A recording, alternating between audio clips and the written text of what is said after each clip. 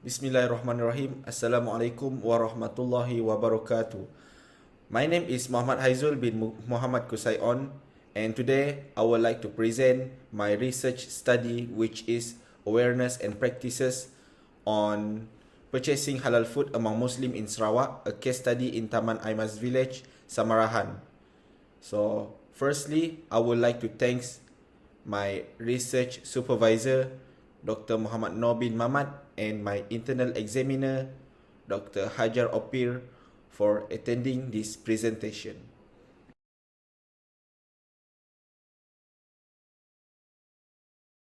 So this is my presentation outlines, which I will explain later. Nowadays, there are many food products that have halal logo on the market. However, there are also some food products that use fake halal logo. So in Malaysia, halal logo must be certified by the Department of Islamic Development Malaysia, or we call it as JAKIM. We all know that for Malaysia, the government have fully supported halal certification process for food products and services. However, it is different with other countries. The halal certification bodies are developed by individual or backed up by the non-governmental organization, NGOs. In reference of Sharia law, halalan toiban simply mean that it is acceptable and permissible for consumption if they are safe and non-harmful. Therefore, every Muslim should know what is permitted and prohibited in Islamic dietary law. To put it simply, halal food is something that must to be healthy and hygiene. So next, I will explain about the problem statement in this research. Firstly, some food and items are taken easily without knowing the halal status. This happens when entrepreneurs consider that there is no need to apply halal certification because they are Muslim. And then, secondly, there are low interest among sellers to apply halal certification. This is because they feel that applying halal certification is hard and quite difficult to apply.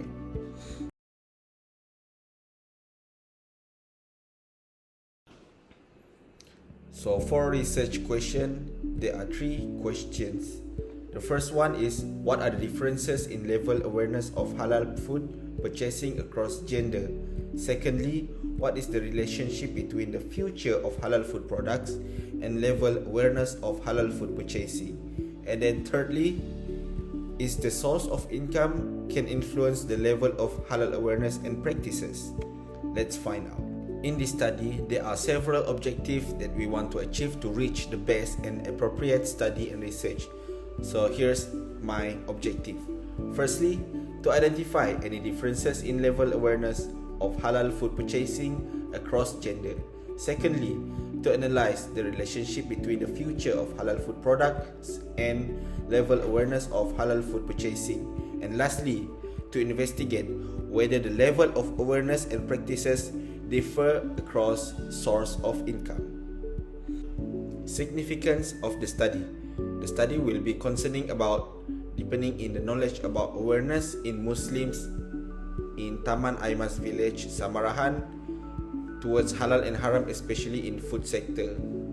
And then it is important for Muslim to eat only halal food in their life, because Allah will give blessing for those who follow the rule. And then the significance of the study is it will help the society to have better understanding about halal and haram to avoid confusion. And then lastly, it will provide many information such as halal logo, the authority that is responsible to approve the halal, and the impact of halal towards society. For literature review, I use local studies for my references. So basically, based on the data, there are 116 and 28 products, 2,629 food premises, and 28 abattoirs that obtain halal certification from Department of Islamic Development. JAKIM. And then based on the literature review, it can be concluded that all manufacturers and food premises that have halal certification must ensure that the food to be safe and hygiene for consumer. According to Golnas, Zainal Abidin, Magnase, and Eddie Chiu in 2010, they stated that halal philosophy emphasizes the hygiene, wholesomeness, and food safety. According to JAKIM, for those individual or parties who found guilty because using fake halal logo, they will be fined 100,000 ringgit or imprisoned not more than 3 years or both. And then based on all of the study, it helps me to improve this literature.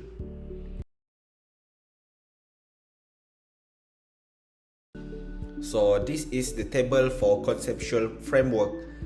According to the study, the framework provided above explain about the relationship between practices on purchasing halal food, gender, future of halal food product, and awareness on purchasing halal food products.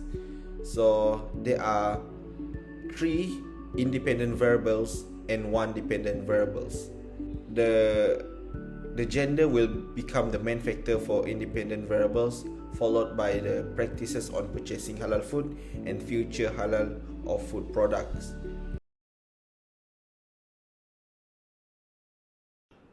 For research methodology, the researcher used quantitative method to conduct the study. So I used the questionnaire to collect the data. The strategy that I used was by using the survey. So it will help me to obtain more information from the community. So based on the community in Taman Air Mas village, there are 1,000 total of population, and I managed to distribute 200 questionnaire, and the number of respondents that answer to my questionnaire is 147. So the number of sample size in this area is 200, and I managed to collect 147 respondents. So data collection will be the primary data, and then for the data analysis, I use SPSS software to conduct this study to get the result, which is independent sample t-test, Pearson correlation analysis, and one-way ANOVA. And then the sampling technique that I use is simple random sampling technique. So the technique is literally similar with random draw or lotteries. However, there might be some sampling error if the sample does not accurate with the data.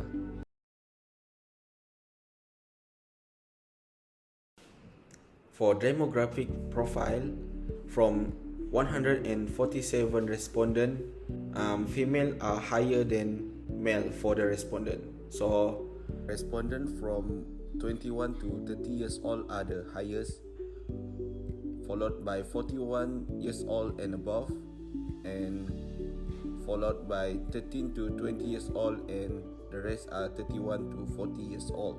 For the source of income, the respondent who obtain their income from parents are the highest, and then followed by the employed, and then respondent who are doing the part-time job. So apart from that, majority of the respondents spend on their monthly expenses from 301 ringgit and above, and then followed by the respondent who spend from 0 to 100 ringgit, and then respondent who spend 201 ringgit to 300 ringgit per month, and then lastly the respondent who spend 101 ringgit to 200 for their monthly expenses.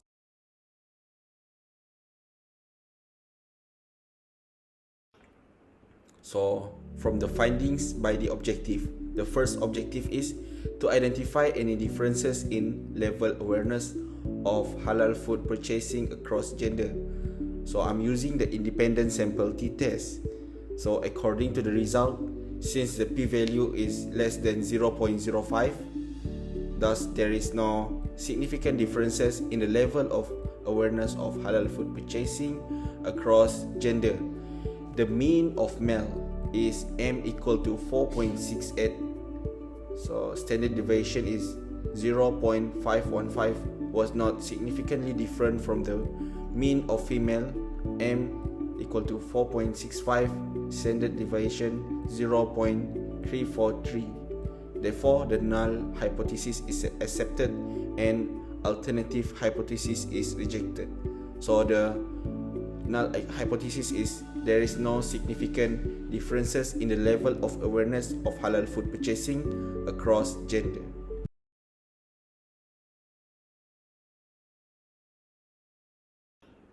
For the second research objective, it is to analyze the relationship between the future of halal food products and level awareness of halal food purchasing. So I'm using the Pearson correlation analysis to conduct this activity. So for the null and alternative hypothesis, there is no significant relationship in the level of awareness of halal food and the future of halal food product. So based on the table, we can see that the level of awareness of halal food and the future of halal food product is 0.591. So the correlation test shows a moderate positive correlation value, which means there is a positive relationship between the level of awareness of halal food and the future of halal food product. Therefore, the level of awareness of halal food is derived by the future of halal food product. Therefore, the null hypothesis is rejected and the alternative hypothesis is accepted.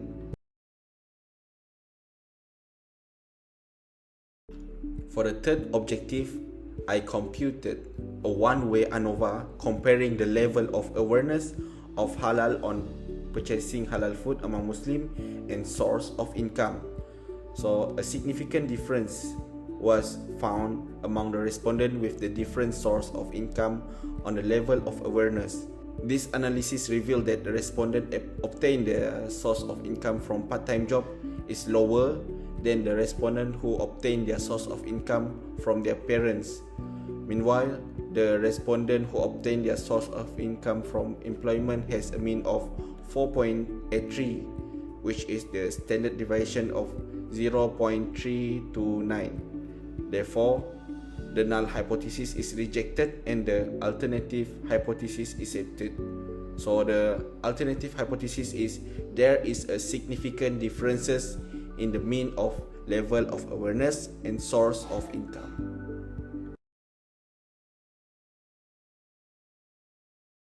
So for the chapter 5, we go through to the implication. Firstly, this study will increase the awareness related to halal food product among Muslim in Aimas village, Samarahan. So this research can help them to be more careful and alert in every food product that they purchase. For example, after reading this research, they will read the ingredient and searching for halal logo before buying the product. Secondly, this research is to ensure that everyone is consuming a healthy and safe food. So we know that certified halal food is guaranteed by the authorities such as JAKIM and Ministry of Health. So all of halal food is stored, handled and cooked carefully with suitable temperature to avoid the growth of bacteria which will make the consumer sick. Therefore, halal food is very important for their consumption. And lastly, this research is to attract the manufacturers and food premises to apply halal certification for their product. So, most of micro industry in Samarahan does not have halal certification because they don't have any knowledge and don't know how to apply halal certification. So by doing this research, it might improve the industry in Samarhan to become halal zone. Finally, it will increase the development of halal industry, especially in Samarhan.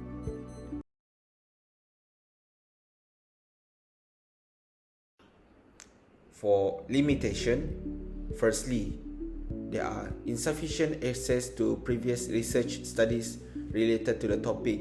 So when I'm conducting the research, I found out that it was very difficult when completing the study because there are not much literature that discuss about halal awareness in Samarhan.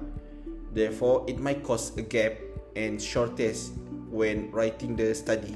Secondly, there are lack of respondent to answer the questionnaire because they does not have any interest to answer the questionnaire. So from the 200 of questionnaire that I was distributed, only 147 response that I collect from the study.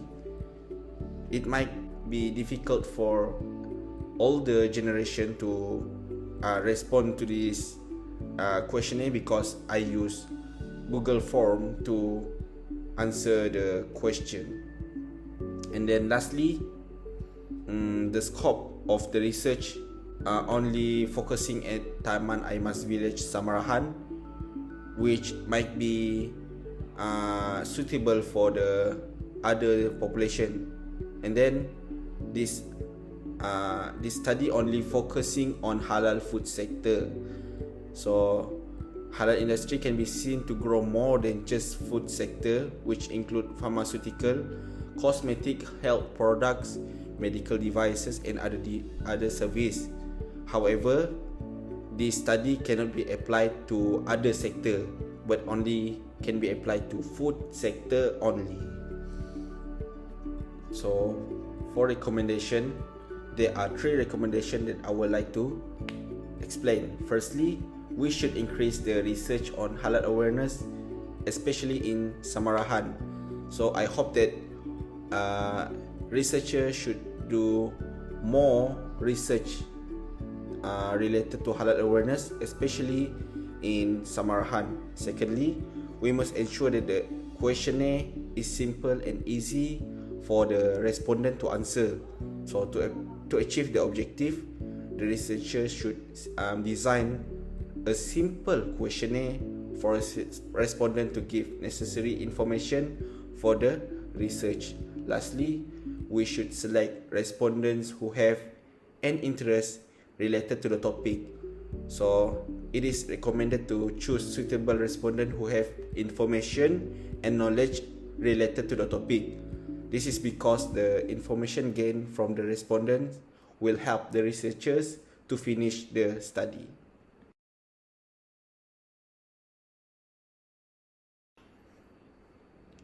To conclude, based on this research, majority of Muslim in Taman Aimas Village, Samarhan, have high level of awareness and knowledge about halal food products.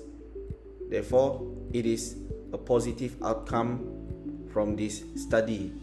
So, I hope that in the future, the halal food product in Samarhan will be improved.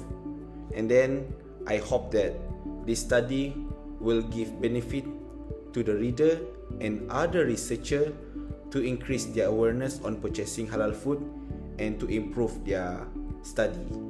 So, thank you and Assalamualaikum.